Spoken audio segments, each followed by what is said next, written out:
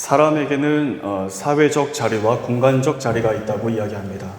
이 사회적 자리라고 하는 것은 지위나 어떤 직급을 뜻하는 것인데, 각 사람이 사회에서 주어진 그 위치에 맞게 책임을 가지고 살아가는 것, 바로 이것을 사회적 자리라고 이야기합니다. 공간적 자리라고 하는 것은 소위 누울 자리, 다리를 뻗을 자리, 또 앉을 자리, 설 자리와 같은 말을 하는 것이 이 공간적 자리라고 할 수가 있습니다. 사람은 여러 사회적 관계들을 통해 내가 어떤 자리에 서야 하는지, 혹은 어떤 자리를 피해야 하는지를 잘 알아야 지혜롭다라고 이야기를 합니다. 이것은 세상에서 이야기를 하는 것이죠.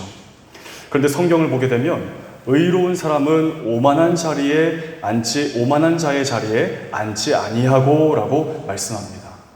성경이 말씀하고 있는 이 의로운 사람이란 오만한 자의 자리에 앉지 않는 것, 이것을 더 근본적으로 볼 때에 하나님의 자리에 하나님이 아닌 다른 것을 두지 않는 것, 바로 이것이 의로운 사람이라고 말씀하고 있다는 사실을 우리가 성경을 통해서 발견하게 됩니다. 하나님의 자리에 다른 것을 두지 않는 것입니다. 하나님의 자리에는 하나님이 계셔야 합니다. 이것이 신앙이고, 바로 이것이 하나님께서 가장 기뻐하시는 삶의 모습이라고 할 수가 있는 것이죠. 하나님은 우리의 주인 되십니다. 우리의 경배의 대상 되시고 우리의 모든 삶의 영역의 중심이 되어주십니다. 그러므로 우리의 삶을 주도하고 제어하고 계획하는 우리의 모든 생각과 우리의 모든 마음의 중심의 자리에 반드시 하나님이 계셔야 하는 것입니다. 바로 하나님께서 계셔야 할 그 자리에 하나님 외에 다른 것을 두어서는 안 된다는 것을 꼭 기억하실 수 있기를 바랍니다. 하나님을 하나님으로 인정하고 높이는 우리의 삶을 통해 하나님께서 영광을 받으시고 우리 하나님이 주시는 평강을 누릴 수 있게 되는 것입니다. 우리가 잘 알고 있는 하박국 선지자는 주전 605년경에 남왕국에서 활동했던 선지자였습니다. 이 하박국에게는 늘 이런 질문이 있었습니다. 하나님은 정말 옳으신가? 하나님께서 역사를 진행하시는 그 방법이 늘 옳은 것인가? 라고 하는 질문이 그에게 늘 있었습니다. 이것을 신학적으로 뭐라고 이야기하냐면 신정론이라고 이야기하는 것입니다. 왜 이런 질문을 가졌냐면, 하나님께서 바벨론을 일으키셔서 남왕국 유대를 징벌하실 것을 하박국에게 말씀하셨기 때문에 그렇습니다. 하나님은 이 남유대 이 백성들을 징벌하실 때 바벨론을 사용하십니다. 그러나 그 징벌의 수단이었던 바벨론도 징벌의 대상이 되어서 역사 속으로 사라져버리고 말았습니다. 하나님께서 징벌을 하시는 그 이유가 무엇일까요? 하나님의 자리에 하나님이 아닌 다른 우상을 두었기 때문에 그렇습니다. 사랑하는 여러분, 우리는 지난 2주 전부터 공통된 키워드를 가지고 함께 계속해서 말씀을 나누고 있습니다. 2주 전에 설교했던 그 주제는 지혜이지만, 이 지혜라고 하는 것은 하나님을 경외하는 데에서 허락되는 것이라고 말씀을 드렸습니다. 그러니까 그때 그 설교의 중요한 키워드는 경외라고 하는 단어라고 볼 수가 있는 것이죠. 지난 주일에는 하나님을 경외하는 사람이란 누구인가라고 하는 말씀을 가지고 우리가 함께 나누어 왔습니다. 경외하는 사람이란 하나님을 두려워하면서 동시에 하나님을 사랑하는 사람입니다. 어떠한 상황 가운데서도 하나님만을 두려워하며 하나님 외에 다른 것을 두지 않는 것, 하나님을 하나님으로 인정하면서 하나님만을 높이는 것, 바로 경외하는 신앙이라고 할 수가 있습니다. 오늘 우리가 함께 나누었던 이 말씀인 시편 34편도 경외라고 하는 단어로 지난 2주 전 설교들과 같은 맥락을 이루고 있다는 사실을 우리가 발견할 수 있습니다. 시편 34편은 다윗의 시입니다. 이 시편 34편의 그 시작을 하기 전에 바로 위에 적혀있는 표제어를 보게 되면 이렇게 기록되어져 있습니다. 다윗이 아비멜렉 앞에서 미친 채 하다가 쫓겨나서 지은 시. 다윗이 자신에게 덮쳐온 이 가장 공고한 상황에서 정말 자신의 인생이 나락으로 떨어질 대로 떨어져서 가장 큰 비참함을 느끼던 그 자리에서 지은 시가 오늘 본문이라고 하는 사실을 우리가 오늘 본문의 표제어를 통해서 발견할 수 있다는 사실입니다. 이 시를 지었을 때 다윗은 정말 아주 어려운 상황 가운데 처해 있었지만 하나님을 경외하는 믿음을 가지고 하나님이 다윗 자신의 모든 삶의 영역의 주인 되심을 인정했습니다. 자신이 흔들리지 않도록 하나님께서 중심이 되어주신다는 사실을 믿음으로 의지하면서 그 믿음 가지고 기도하는 가운데 얻게 된 그 은혜로 하나님을 향해 감사와 찬양을 고백하고 있는 시가 바로 오늘 본문인 시편 34편이라고 이야기할 수 있는 것입니다. 사랑하는 여러분, 우리의 삶은 어떠십니까? 아마 다윗 정도까지는 아닐 수 있겠지만 누군가가 알아주지 못할 만큼의 어려움을 우리는 다들 겪고 있습니다. 아니 어쩌면 이 다윗처럼 정말 인생의 바닥을 경험하면서 앞이 캄캄해서 어떻게 해야 할지 알 수 없어 모든 것을 다 포기한 채로 지난 한 주간을 살아오신 분들이 혹시 이곳에 계시는지요? 오늘 함께 예배를 드리는 우리 모두가 우리에게 주신 이 본문 말씀을 함께 나누면서 하나님을 경외하는 다윗의 신앙을 우리 모두가 함께 배울 수 있기를 원합니다. 그래서 이 말씀을 통해 우리가 위로를 얻고 힘을 얻고 믿음으로 살아가는 삶의 원리를 우리 모두가 함께 배울 수 있기를 원합니다. 하나님을 경외하는 신앙입니다. 하나님을 하나님의 자리에 두는 것입니다.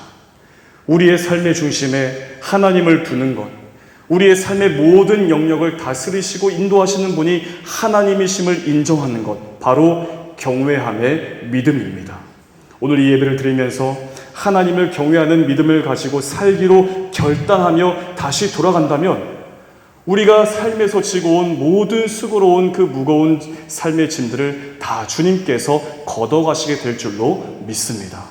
오늘 말씀을 통해 우리 모두가 은혜의 풍성함을 누리게 되시기를 주님의 이름으로 축복합니다. 먼저 첫 번째입니다. 경외하는 자는 결코 부족하지 않습니다. 우리 오늘 본문 9절과 10절 말씀을 우리 같이 한번 읽어보겠습니다. 시작.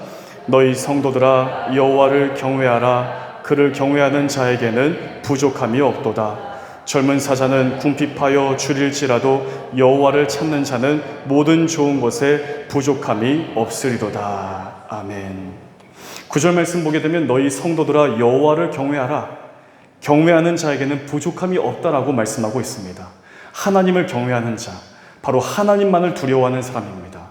하나님만을 두려워하는 사람에게는 무슨 말씀을 약속하고 있냐면 부족함이 없다라고 말씀하고 있는 것이죠. 그러니 하나님을 향해 경외하라라고 이 시편 기자가 이야기를 하고 있는 것입니다. 그리고 이어서 10절 말씀 보게 되면 여호와를 찾는 자는 모든 좋은 곳에 부족함이 없다라고 말씀합니다.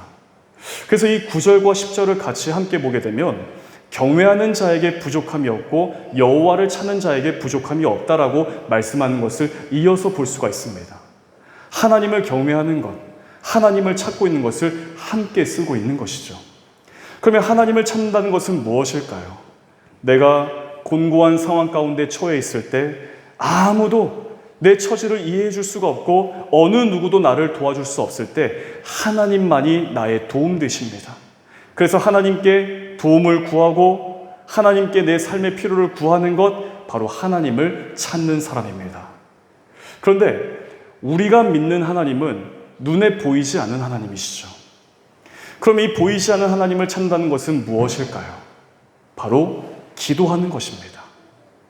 우리가 기도를 해야 하는 여러 우리 삶의 이유들이 있지만 그 가운데 가장 실제적인 이유는 우리가 살아가는 환경의 문제 때문에 기도할 일들이 참으로 많다는 것입니다.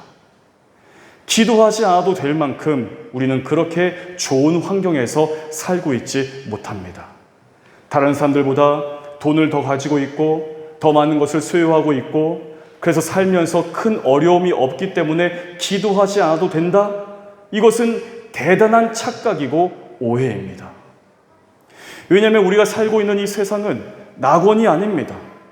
하나님의 영원성을 누리면서 영원히 살아갈 수 있는 그런 에덴 동산이 아니라는 것입니다. 우리는 에덴 동산은 이렇고 죽음이라고 하는 한계성인 비참함을 가진 사람이 바로 우리들 모두입니다. 그래서 이 세상을 살다가 언젠가 반드시 찾아오게 될 그날에 우리는 하나님의 엄중한 심판 앞에 서게 되는 것입니다. 그 심판 이후에 영원한 생명으로 우리의 삶이 연장될 것인가? 혹은 그와 정반대로 우리의 삶이 연장될 것인가? 라고 하는 이 공의로운 하나님의 심판을 통해서 그 사실이 가려지게 된다는 사실입니다. 우리의 삶에는 죽음이 있고 심판이 있는 이 한계성을 가진 환경 속에서 그렇게 살고 있습니다. 그래서 우리 가운데에 그 어떤 사람도 하나님의 도우심이 필요하지 않은 사람은 단 한 명도 없는 것입니다. 모두가 다 하나님을 필요로 하고 하나님께 도움을 간구해야 하는 사람들, 바로 이 세상에 발을 붙이며 호흡하며 살고 있는 모든 생명들이라고 할 수가 있는 것이죠. 10절 말씀 보게 되면 이렇게 말씀합니다. 젊은 사자는 궁핍하여 줄일지라도 라고 이야기합니다. 동물의 세계를 보게 되면 이 젊은 사자는 젊음 그 자체가 그 사자에게 능력이 된다는 사실을 발견하게 됩니다. 늙은 사자가 아닙니다. 모든 동물들 가운데에서 이 젊은 사자는 힘이 강하고 상당히 민첩하기 때문에 결코 줄일 일이 없을 것 같은데 젊은 사자라고 해서 항상 배부른 것이 아니다라고 성경이 이야기를 하고 있는 것이죠. 이 젊은 사자의 비유에서 말씀하고 있지만 바로 우리의 삶이 그렇다라고 하는 것입니다.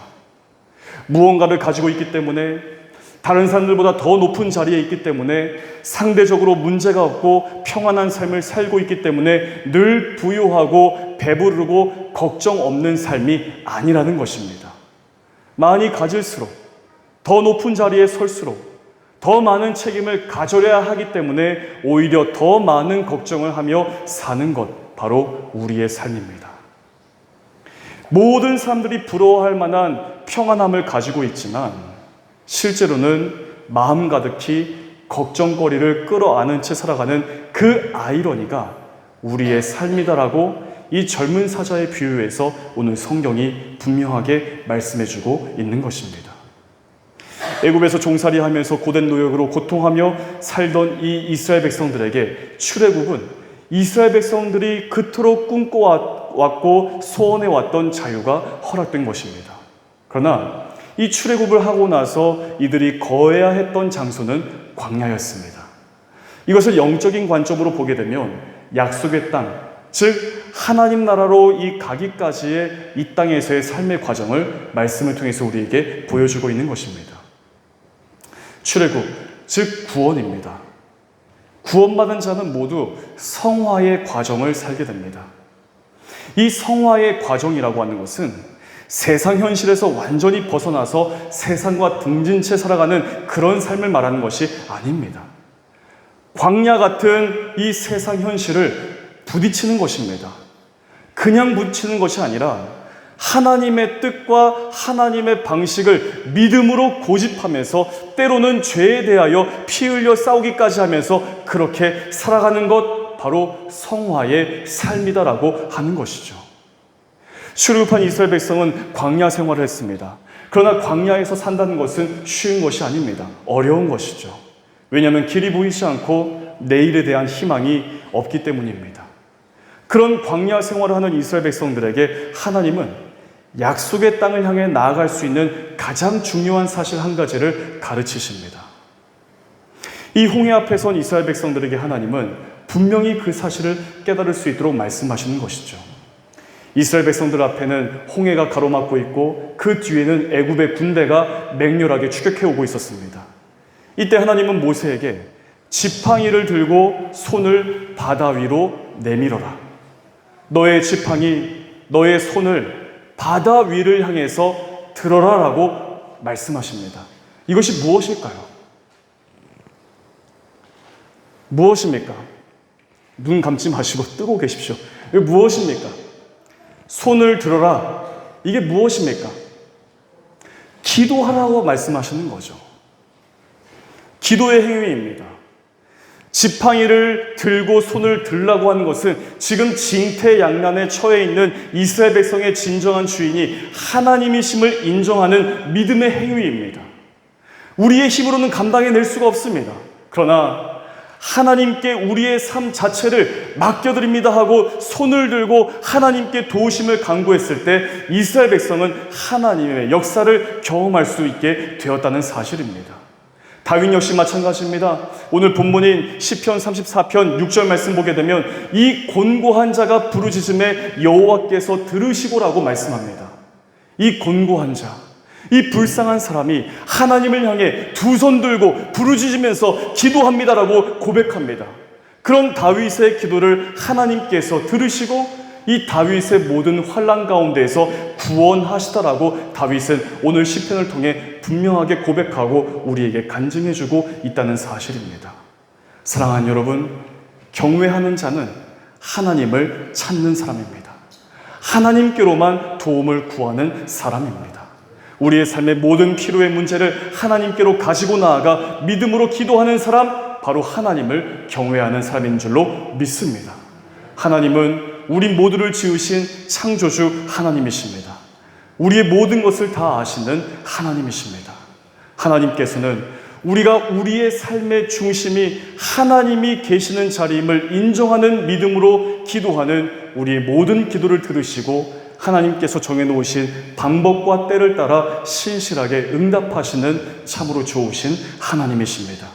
우리의 삶에서 고통하는 이 크고 작은 모든 문제들을 하나님께 맡겨드리는 하나님을 진정 경외하는 모든 성도들 다 되시기를 주의 이름으로 축복합니다. 두 번째로 경외하는 자는 혀와 입술을 지키는 사람입니다. 우리 11절부터 14절까지 말씀을 같이 한번 읽어보겠습니다. 시작. 너희 자녀들아 와서 내 말을 들으라. 내가 여호와를 경외하는 법을 너희에게 가르치리로다. 생명을 사모하고 연수를 사랑하여 복받기를 원하는 사람이 누구뇨? 내 혀를 악에서 금하며 내 입술을 거짓말에서 금할지어다. 악을 버리고 선을 행하며 화평을 찾아 따를지어다. 아멘. 다윗은 자신이 공고한 중에 있을 때 하나님을 향해 경외하는 믿음으로 부르짖었음을 밝히고 있습니다. 그런 자신의 부르짖는 기도를 하나님께서 들으시고 모든 환난 가운데서 구원하셨다는 사실을 고백합니다. 그러면서 이 다윗은 경외하는 자가 가진 확장성에 대해서 말씀해주고 있는 것입니다. 14절 말씀 보게 되면 악을 버리고 선을 행하여 화평을 찾도록 힘써야 한다라고 말씀하고 있는 것이죠. 내가 하나님께 부르짖고 내가 하나님께 기도하고 내가 믿음을 가지고 내가 이것하고 저것하고 내가라고 하는 이 내 삶의 울타리에서만 머무는 데에 그쳐서는 안 된다라고 하는 사실입니다. 확장성입니다. 내가 내 삶의 모든 영역의 주인을 하나님으로 삼고 내 삶의 중심에 하나님이 계시도록 자리를 내어드렸다면 하나님이 주인 되시고 하나님을 내 삶의 중심에 모시고 살아가는 그 선한 삶이 내 삶의 울타리를 넘어서 내 이웃에게, 나와 함께 신앙생활을 하고 있는 이 신앙 공동체에, 나와 관계하는 모든 사람들에게까지 확장되도록 내 삶을 열어놓아야 한다라고 하는 그런 말씀이라고 이해할 수가 있습니다. 우리는 종종 이런 이야기를 합니다. 선을 지켜야지, 선을 넘어서는 안 되지, 이런 말을 잘 사용합니다. 저도 그 말 자주 사용합니다. 그런데 사실은 아주 잘못된 말입니다. 하나님을 경외하는 신앙, 하나님을 내 삶의 중심에 모시는 삶, 하나님을 내 삶의 모든 영역에서의 주인으로 삼는 삶을 산다면 내가 만든 모든 경계를 다 허물어야 합니다. 아니, 허물어지도록 그냥 두어야 하는 것입니다. 내 삶을 통해서 이 하나님의 풍성하신 은혜가 건너가도록, 하나님을 경외하는 내 삶을 통해 하나님의 그 놀라우신 복이 사랑하는 사람들에게 허락되도록, 하나님을 주인 삼는 내 삶을 통해 내 주변에 선한 영향력이 전해질 수 있도록 내 삶을 가두어 두는 것이 아니라 열어두는 것입니다. 이것을 신앙의 확장성이라고 이야기할 수 있습니다. 그러기 위해서 우리가 주의해야 할 것은 오늘 본문 13절에서 말씀하고 있는 것처럼 우리의 혀를 제어하고 우리 입술에서 습관적으로 튀어나오는 거짓말을 금하는 의지적 결단이 있어야 합니다. 신약 성경을 보게 되면 야고보 사도는 총 5장까지 분량으로 되어 있는 야고보서에서 3장, 4장, 무려 2장의 이 내용을 할애하면서까지 무엇을 말씀하냐면 혀를 제어하는 것, 말하는 것에 대해서 우리에게 분명하게 말씀해 주고 있습니다. 우리가 하나님을 경외하는 삶을 산다라고 이야기할 때 그 경외함의 구체적인 시작을 혀를 제어한다는 것이라고 말씀하고 있다는 것이죠. 야고보서 3장 말씀 보게 되면 이런 비유를 들고 있습니다. 굉장히 큰 말이 있는데 그 큰 말을 제어하기 위해서는 그 말의 입에 재갈을 물려야 한다. 고삐를 채웠다라고 하는 말과 같은 뜻이죠. 그 작은 재갈 하나로 큰 말을 제어할 수 있다라고 비유합니다. 그리고 큰 배가 있습니다. 이 큰 배를 제어하는 것은 작은 키 하나로 가능하다라고 이야기합니다. 그러면서 이어서 말씀하시는 것이 혀를 이야기합니다. 혀는 우리 신체에 있어서 아주 작은 것에 불과하지만 이 혀를 제어하지 못하면 결국 그 인생은 지옥불에 의해서 불살라진다라고까지 말씀하고 있습니다. 입이 하나인데 한 입에서 하나님을 찬송합니다. 같은 입에서 하나님의 형상대로 지음받은 사람을 저주합니다. 이것은 마땅하지 않는 것이라고 야고보 사도는 분명하게 경고하고 있습니다. 그러면서 4장에서는 더 구체적으로 이렇게 말씀합니다. 형제와 다투지 말 것을 말씀하고 있습니다. 야고보서 4장 11절과 12절 말씀 제가 우리말 성경 번역으로 읽어드리겠습니다. 형제들이여 서로 비방하지 마십시오. 형제를 비방하거나 자기 형제를 판단하는 사람은 율법을 비방하고 판단하는 것입니다. 당신이 율법을 판단한다면 당신은 율법을 행하는 사람이 아니라 심판하는 사람입니다. 율법을 주시는 이와 심판하시는 이는 오직 한 분이십니다. 그분은 능히 구원하시기도 하시고 멸망시키기도 하시는 분입니다. 그런데 이웃을 판단하는 당신은 누구입니까? 내 작은 혀를 제어하지 못해서 한 입으로 하나님을 찬송하고 그 같은 입을 가지고 하나님의 형상대로 지음받은 사람을 저주하는데 그 혀를 제어하지 못해서 형제와 다투고 나아가 서로를 비방한다면 그 사람은 마치 율법을 주신 분, 심판하시는 분의 자리 위로 그 사람이 올라가 있는 것과 같다라고 말씀하고 있는 것입니다. 다시 말하면 나는 경외하는 사람이야. 나 교회 다니는 사람이야. 나 기도하는 사람이야. 나는 하나님을 내 삶의 주인으로 모시며 살아가는 사람이야 라고 말하면서 그 입술을 가지고 형제와 다투고 형제를 비방하고 있다면 그 사람의 실제 삶의 자리에는 하나님이 그 삶에 계시는 것이 아니라 하나님의 자리에 하나님이 아닌 다른 것, 즉 자기 자신이 올라가 있는 것이다라고 경고하고 있다라고 하는 사실이죠. 제가 앞서서 뭐라고 말씀드렸습니까? 하나님의 자리에 하나님이 아닌 다른 것을 둬서는 안 된다고 말씀드렸습니다. 그런데 하나님을 경외한다라고 하는 입술을 가지고 형제를 비방하고 형제와 다투는 것은 내가 결국 그 하나님의 자리에 올라가 있는 것과 같다는 것, 다른 말로 이야기하면 우상 숭배하는 것이다라고 야고보 사도가 분명하게 말씀하고 있다는 것이죠. 팀 켈러 목사님은 내가 만든 신이라고 하는 책을 통해 이렇게 설명합니다. 성경의 핵심 원리는 우상 숭배를 배격하는 것이다. 성경을 속속들이 하는 두 유대인 학자가 내린 결론이다. 그래서 성경에는 우상 숭배의 무수한 형태와 참담한 결과를 보여주는 이야기가 수두룩하다. 성경은 구약과 신약을 통틀어서 어떻게 하면 우상 숭배하지 말아야 할 것을 말씀하고 있다는 것이죠. 하나님의 자리에 하나님이 아닌 다른 우상을 둬서는 안 된다라고 하는 말씀을 여러 형태와 그리고 그렇게 우상 숭배를 했을 때의 그 참담한 결과에 대해서 말씀하고 있다는 것입니다. 그런데 내 혀와 입술을 제어하지 못해서 형제와 다투고 형제를 비방하며 아무렇지도 않게 살고 있는 것을 가리켜서 그것은 바로 하나님의 자리에 하나님이 아닌 나 자신이 올라가 앉아 있는 것, 우상 숭배하는 것이라고 성경은 분명하게 말씀하고 있다는 사실입니다. 사랑하는 여러분, 우리가 우리의 본성대로만 산다면 울타리를 높게 치는 것이 맞습니다. 나 중심, 내가 가장 우월하고 내가 틀린 것이 없고 나는 늘 옳은 사람이야 라고 여기는, 그래서 모든 규율과 규칙들을 무시하는 영적 나르시시즘에 빠지기 쉬운 것이 우리의 본성대로 사는 것입니다. 울타리를 높게 치면 칠수록 오히려 갈등과 다툼은 더욱 심해지는 것입니다. 그러나 하나님을 경외하는 사람은 오히려 그 울타리를 허무는 것입니다. 내가 만들어 놓는 모든 경계가 내 의지와 상관없이 허물어져도 그냥 내버려 두는 것입니다. 그러면서 내가 의지적으로 행해야 할 것은 내 혀를 제어하면서 악을 버리고 선을 행하며 화평을 이루기 위해 힘쓰는 것입니다. 이것이 성경에서 말씀하고 있는 구체적인 하나님을 경외하는 삶의 모습이라고 할 수가 있는 것이죠.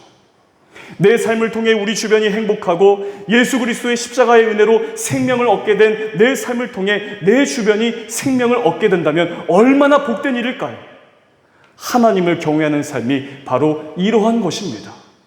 경외함이란 내 삶의 울타리에 가둬놓는 것이 아닙니다. 열어놓는 것입니다. 영적인 확장성입니다. 이 영적인 확장성이란 하나님께서 아브라함을 찾아오셔서 너의 이름을 크게 하고 너를 복의 근원이 되게 하실 것을 약속하신 것과 같습니다. 그래서 하나님께서 약속하신 대로 이 아브라함의 삶을 통해 그 자신이 먼저 복을 받았고 그의 가족과 그의 가문과 그리고 그의 민족, 더 나아가 열방이 복을 받게 된 것입니다. 아브라함이라고 하는 그 한 사람에게 하나님께서 허락하신 그 선하신 복이 가두어진 것이 아니라 열방을 향해서 열려진 것입니다. 무엇입니까? 영적인 확장성이라고 말씀할 수가 있는 것입니다. 예수 그리스도의 십자가 역시 마찬가지입니다. 예수님께서 십자가에 달려서 숨을 거두시자마자 성소의 휘장이 아래에서부터 위로 갈라졌습니다. 그래서 둘이 되었습니다. 성소의 휘장 무엇입니까? 일반 사람들은 그 안으로 들어갈 수 없도록 막아놓은 경계입니다. 그런데 예수님의 십자가를 통해서 그 휘장이 위에서부터 아래로 완전히 갈라져 버리고 만 것입니다. 경계가 완전히 허물어진 것입니다. 그래서 예수님을 믿는 모든 사람들을 가리켜서 베드로 사도는 베드로전서 2장 9절 말씀을 통해 너희는 왕같은 제사장들이라고 분명하게 말씀하고 있는 것입니다. 사랑하는 여러분, 오늘은 무슨 날인지 아십니까? 부활절 4번째 주일입니다. 이번 한 주간 살아가실 때 나를 위해 십자가를 지시고 그리고 부활하신 그 부활의 주님과 함께 내 삶의 모든 경계를 허물고 나의 혀와 입술을 재원하면서 선을 행하며 화평을 이루어가는 삶으로 살아가시기를 바랍니다. 하나님을 경외하는 것, 문자 속에 갇혀져 있는 그런 말이 아닙니다. 우리 가운데 살아서 역사하시는 하나님의 말씀입니다. 살아서 운동력이 있는 그 말씀을 우리의 삶으로 가두어 놓는 것, 성경이 말씀하는 것을 볼 때에 그것은 우상 숭배하는 것입니다. 악을 버리고 선을 행하며 화평을 이루기 위해 우리의 삶을 열어놓으시기를 바랍니다. 우리의 삶의 울타리, 모든 경계를 다 허무시기를 바랍니다. 이것이 진정 하나님을 경외하는 성도의 삶입니다. 사랑하는 발리하님 교회 모든 성도가 진정 하나님을 경외하며 그래서 함께 성도된 공동체를 사랑하고 이웃 사랑하며 살아가시기를 우리 주 예수 그리스도의 이름으로 간절히 축복합니다. 아멘 크게 하시죠. 그렇게 살아가시기를 축복합니다. 기도하겠습니다. 하나님을 경외하는 이 성경 전체를 통틀어서 우리에게 주시는 하나님의 말씀임을 믿습니다. 우리의 삶의 형편이 어려움에 있고 고통스러운 현실을 살고 있고 마치 광야 같은 삶을 살 때가 있지만 그럼에도 여전히 나와 함께 하시는 하나님을 믿음으로 바라보며 경외하는 신앙으로 서게 하여 주시옵소서. 내 삶의 모든 영역의 주인이 하나님이심을 믿습니다. 내 삶의 중심에 하나님이 계십니다. 하나님이 내 삶을 가장 선한 길로 인도하여 주시옵소서. 우리의 혀와 입술을 제어하게 하시고 우리 주님의 십자가 그 모든 삶의 경계를 허무시고 우리를 구원하신 것처럼 우리 삶에 세워진 높다란 울타리를 허물고 모든 경계를 허물어내면서 생명의 복음을 전파하며 살아가는 저희들 다 되게 하여 주시옵소서. 그래서 진정 하나님을 경외하는 성도들 다 되게 하여 주시옵소서. 모든 말씀 우리 주 예수 그리스도의 이름으로 간절히 기도하옵나이다. 아멘.